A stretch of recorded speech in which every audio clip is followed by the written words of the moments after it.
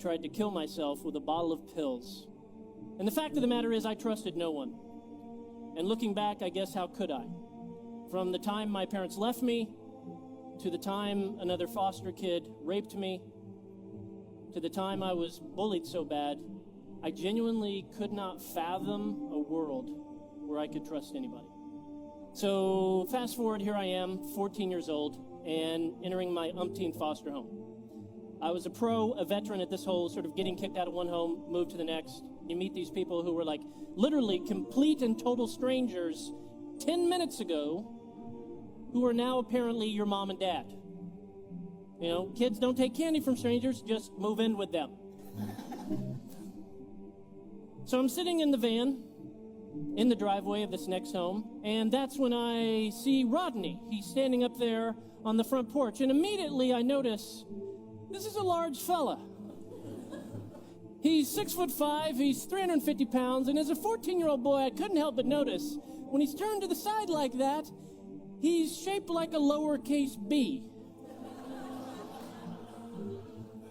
It's amusing now, but in the moment it was tactical. Maybe that's how I could get kicked out of this home. Maybe I could get under his skin about his weight. So I move in with him. I'm being obnoxious, I'm being ungrateful, I'm being just downright rude and mean, I'm setting things on fire, and 3 years later, I can't shake this guy.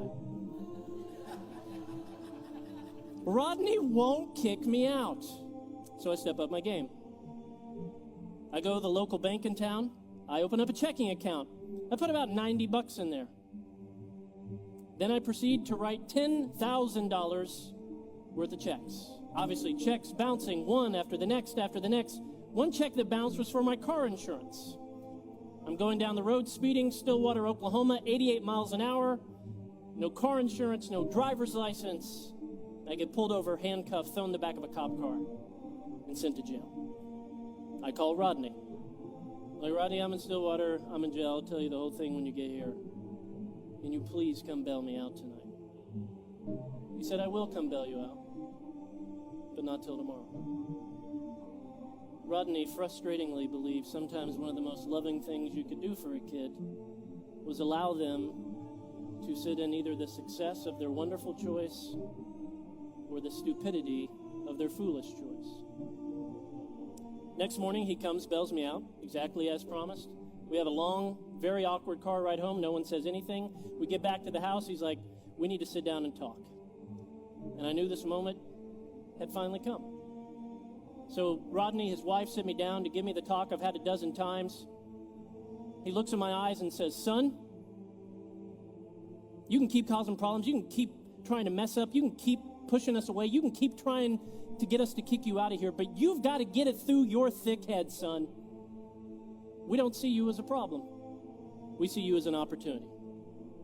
And in that moment, all my skepticism came to the surface. And I thought, what a cheesy, stupid thing to say to a 17-year-old kid. But then I was overwhelmed with the reality that this guy actually meant it. He didn't see what I was, what was on the surface. The obnoxious kid, the ungrateful kid, the kid getting suspended.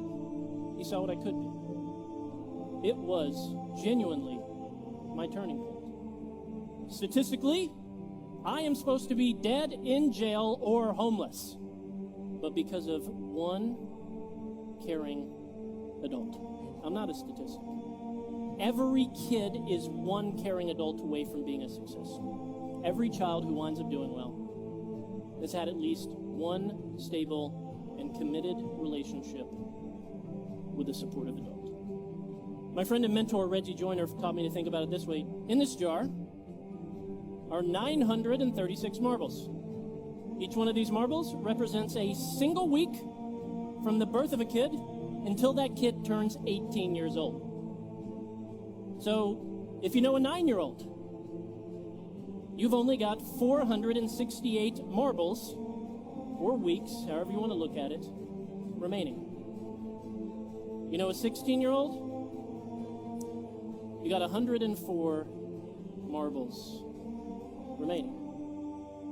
Right here, we are looking at time. In fact, you're looking at all the time or all of the weeks you have left to influence this kid, or this kid before they turn 18 and begin making critical life decisions without your presence. The difference between a statistic and a success story is you.